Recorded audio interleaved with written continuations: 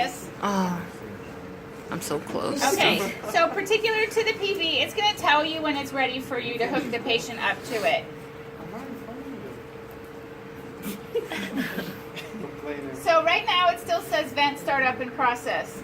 So we're going to go ahead and do new patient.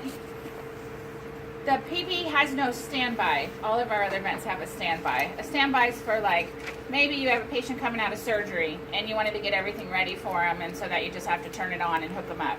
So you could get the vent set up, get all the settings, and then put it on standby. Patient goes down to CAT scan or MRI or something like that, and you don't want to have to reset everything.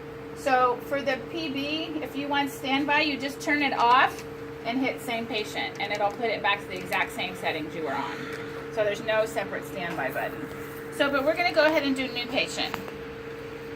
Once you do that, there's a section that comes up for ideal body weight. We don't use that. That's meant for the ventilator to pick its own settings based on the ideal body weight, and we're not going to have the vent set our settings. So you just have to push that and then hit the word continue right here. And then here's going to come in where we have our chance to put in some modes. Now here's where some of this won't make sense, but you're just going to have to bear with me and listen. So when we talk about modes of ventilation are what the ventilator, by setting the mode, we tell the ventilator how to deliver a breath and what kind of parameters to put with it, and what to do if the patient tries to trigger a breath on his own or not, just to kind of put it in a nutshell. So there are some core modes that have very old-fashioned names that we're going to be using. Each ventilator, though, has their own fancy name for it, and the names are trademarked to the ventilator. So, for example, there's a mode called ACVC, and that's what we're going to be calling it when I teach you about it. But this vent calls ACVC one thing, the Galileo calls it something else, the Draeger calls it something else, and the Servo calls it something else. So as we go through, I'm going to tell you what the core mode is that you're going to learn about, and I'm going to tell you what it's called on this vent. And one of the sheets that you have from last term, from the presentations, I think has that on there for you as well. So ACVC is one of our core modes, and you're lucky because on the PV it's called ACVC. And it's like ACDC except V like Victor. ACVC. So on the PV, so you'll see here we have AC and some choices and VC and some choices. So if we want ACVC, we can click ACVC. None of the other ones are that easy. So it's one of the reasons why I started with this one. Okay, the next one is ACPC, like P like Paul. And it's also called ACPC on here. Yeah. Oh, just wait. It's going to become like alphabet soup here in a moment. It'll make sense later. Then the next one is called SIMV, like Victor. And then another VC after it. And it has the same name on here. So it's SIMV and then VC. And then you're going to have an SIMV PC. And it's called the same. It's the last one that's going to be different. SIMV PC. SIMV PC. So the last two, you're going to see for each one there's going to be 6 altogether. AC PRVC. The initials are pressure, you don't have to write this down, but to make sure you have the right initials, it's pressure regulated volume control. So AC PRVC. If you want that mode on the PB, you have to go to AC VC plus. So AC PRVC on the PB is called AC VC plus. V like Victor, C like Charlie plus. It's right here, VC plus.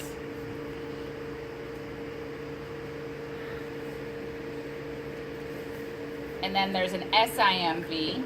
As you'll see, there's 3 ACs and 3 SIMVs. SIMV with the same initials behind it, PRVC. And it's called SIMV VC+.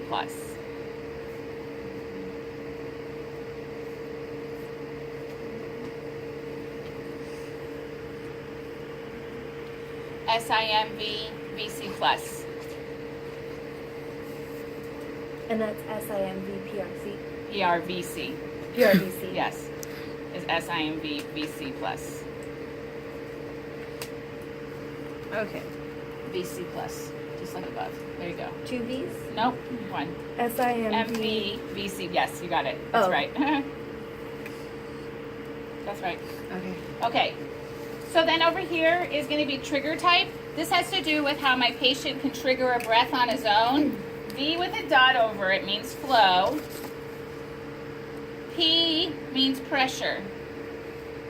So you have flow trigger or pressure trigger. Again, this will make more sense later, but for now, I'm going to tell you that the flow trigger is the preferred one.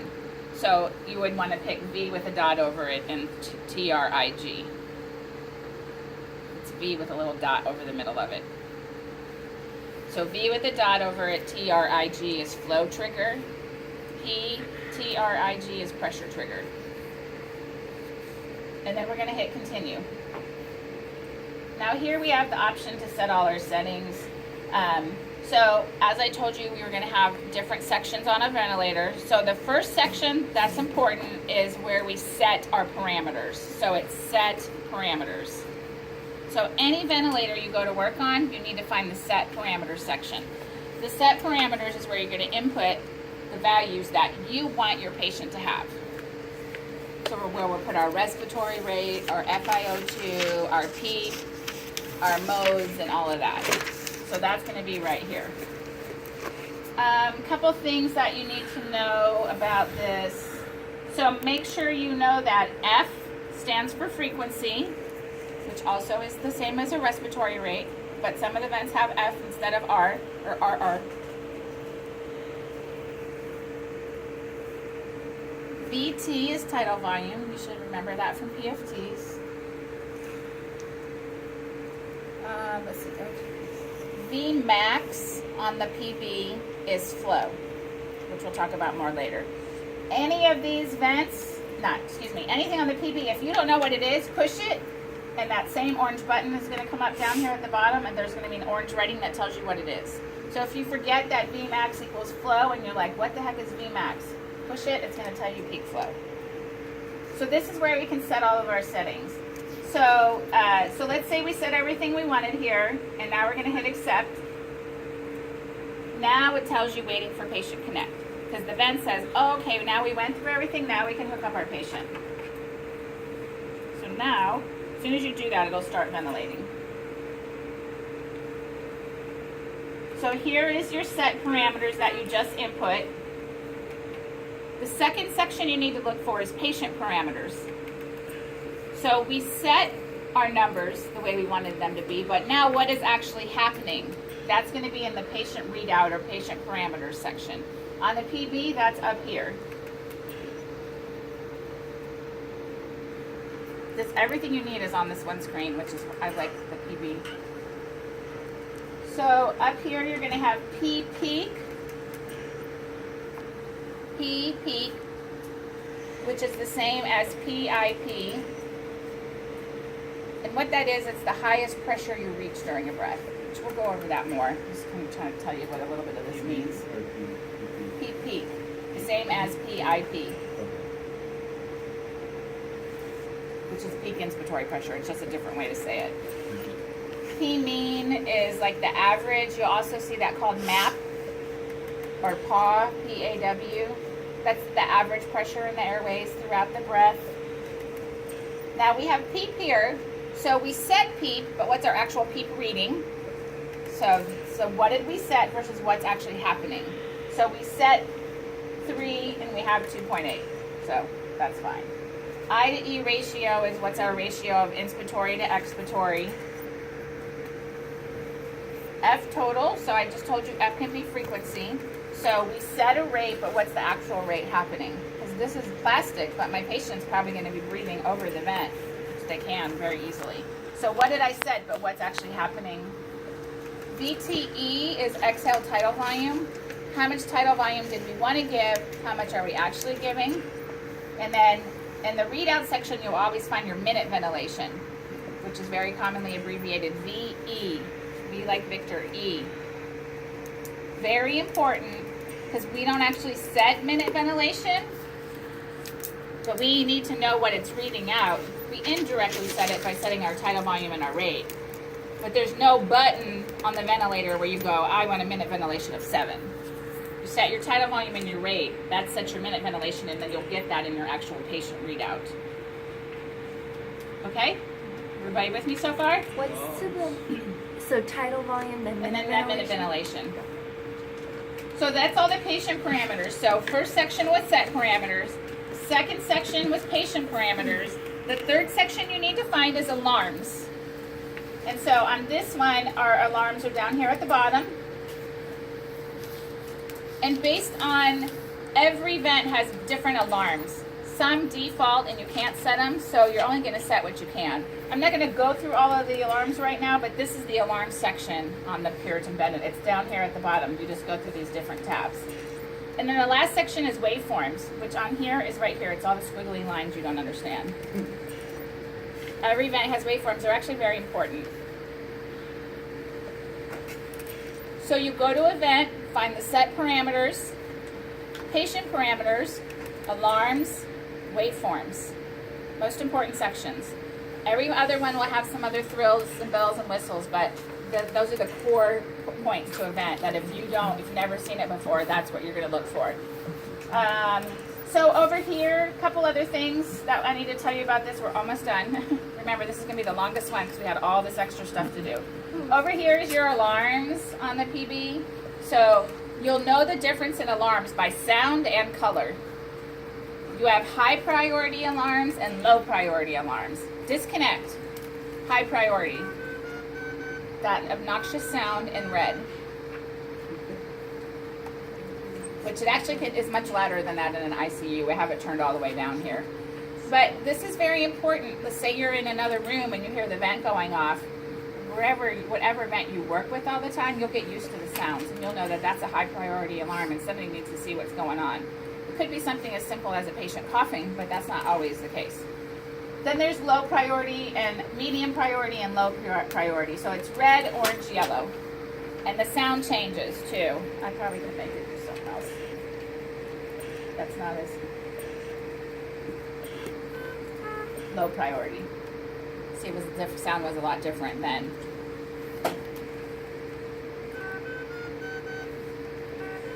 So that's what'll change there.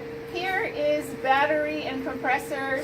So battery's ready, but it's not on because it's plugged in. Compressor's ready, but it's not being used because we have it in the air. This was our button for changing everything. I showed you that. Okay, the only other thing I want to show you here is silence and reset. Alarm silence, reset, 100% O2. That's where we're going to put our FiO2 for suctioning someone. It defaults to 2 minutes. So once you push that, you'll see a thing on the screen that tells you that you're going to have 2 minutes. Some preceptors will tell you that's not necessary and they don't use it. My patient's not hypoxemic. This is preventative. This is to prevent hypoxemia. You don't know if your patient's going to become hypoxemic when you suction them. It's a button. Push it. It gives the patient 100% O2 while you're suctioning. Manual inspiration, I'll just give the patient a breath. Just give them a breath. We used to kind of use it in the old days. Okay, last most important thing, inspiratory pause and expiratory pause. We're going to be doing something on our vents called getting a plateau pressure. A plateau pressure is basically how much pressure is needed to hold open the alveoli in the lungs. So you do a breath hold to determine that, which is the inspiratory pause. So we're going to go, my ventilator starts a breath. I'm going to have him hold it at the end and see how much pressure is needed to keep the air sacs open. So to do that, you have to do an inspiratory pause. We're not going to do it in every mode every time, but I'm just going to show you how to do it for right now.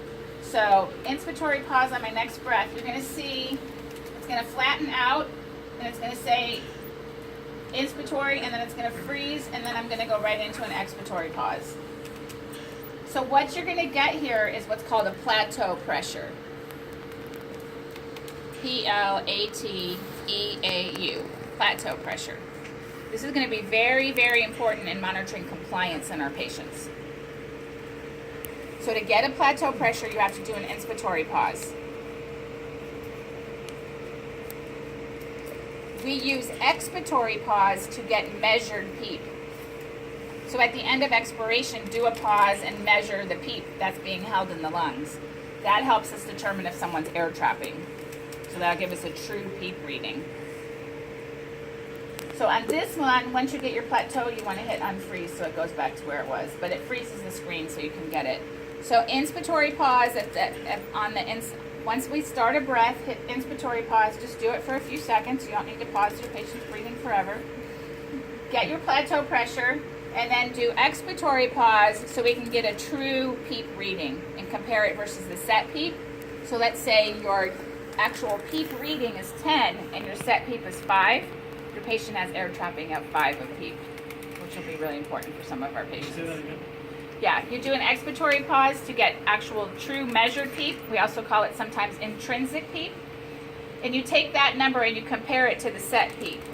So anything above the set PEEP is auto air trapping. So if your set PEEP is at 5 and your actual PEEP reading is 10, it means your patient has 5 PEEP that's due to air trapping, which can be a big problem. There'll be a lot of other ways you'll be able to see that when we talk about it later.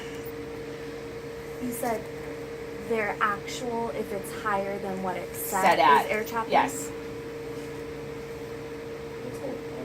Auto PEEP, air trapping, intrinsic PEEP. That's all the different names you'll hear about it. Okay, let me show you something cool now. Remember that? This is this. Yeah, you keep it going. I just want to.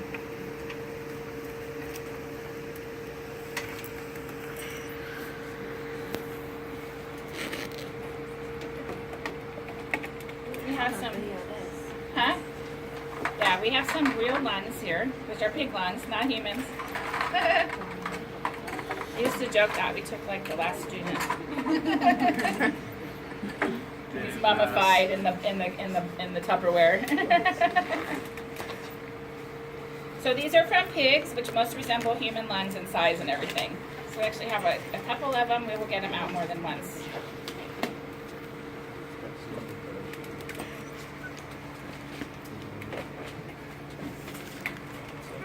Block everyone. It's just Kevin. I thought everybody was sitting on a chair. No, we put them in like a formaldehyde Can I type just thing. use Like, you? it's not formaldehyde, but it's something similar. Oh.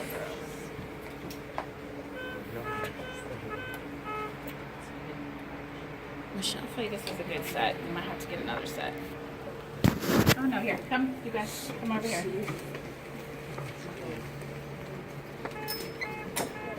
So you're gonna be able to see them.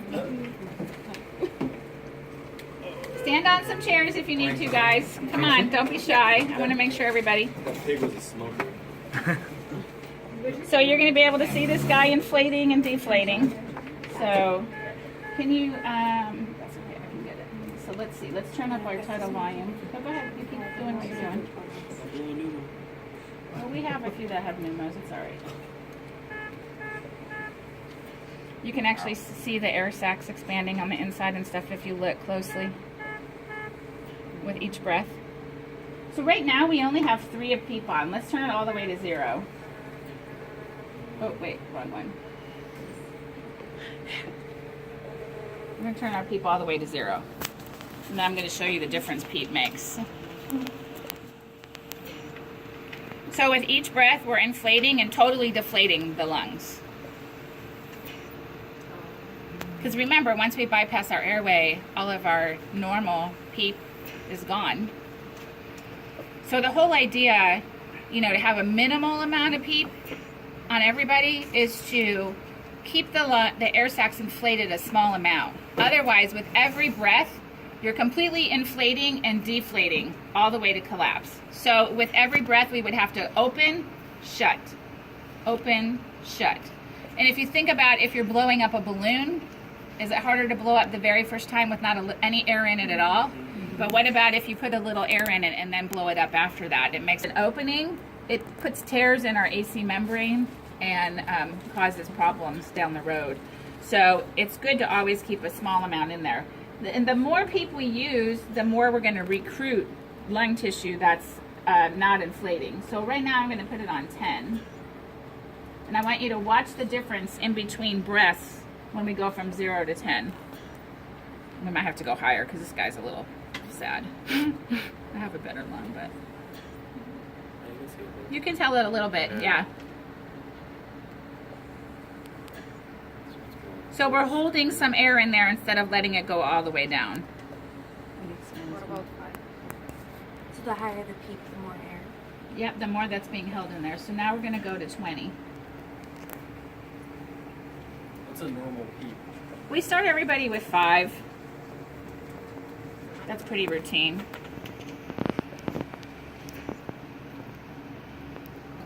This guy really is having a bad day. He needs a lot of recruitment.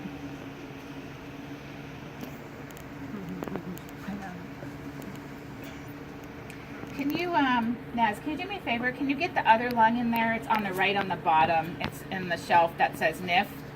My other one that does this much better.